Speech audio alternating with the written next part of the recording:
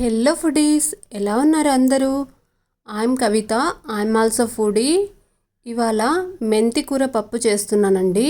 ముందుగా కందిపప్పును వాష్ చేసి కుక్కర్లో వేసి, అలాగే మెంతి కూర కొత్తిమీరను కూడా వాష్ చేసి వేసి, ఇవాళ పప్పులకైతే నేను పండు మిర్చి వేస్తున్నానండి. అలాగే టమాటా ముక్కల్ని కూడా కట్ చేసుకొని వేసి, కాసిని వంకాయ ముక్కలు, వెల్లుల్లి రెబ్బలు, కాసింత పసుపు, తగినంత సాల్ట్, జీలకర్ర, చింతపండు, కాసింత కరివేపాకు, అలాగే ఆనియన్ ముక్కలు, తగినంత వాటర్ వేసుకుని కుక్కర్ మూతను ఉంచి 2 విజిల్స్ వచ్చేంత వరకు ఉడికించుకోవాలండి.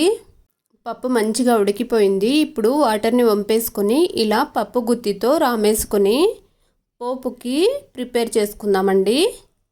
స్టవ్ మీద చిన్న కడాయి పెట్టుకొని ఆయిల్ వేసి పోపు దినుసులు, అలాగే వెల్లుల్లి రెబ్బలు, ఆనియన్ ముక్కలు వేసి కాసేపు ఫ్రై చేసి, కరివేపాకు రెబ్బలు కూడా వేసి ఇంకాసేపు ఫ్రై చేసుకొని, పోపు మంచిగా ఫ్రై అయినాక పప్పులో వేసి మిగిలి ఉన్న కట్టులో కూడా కాస్త వేసి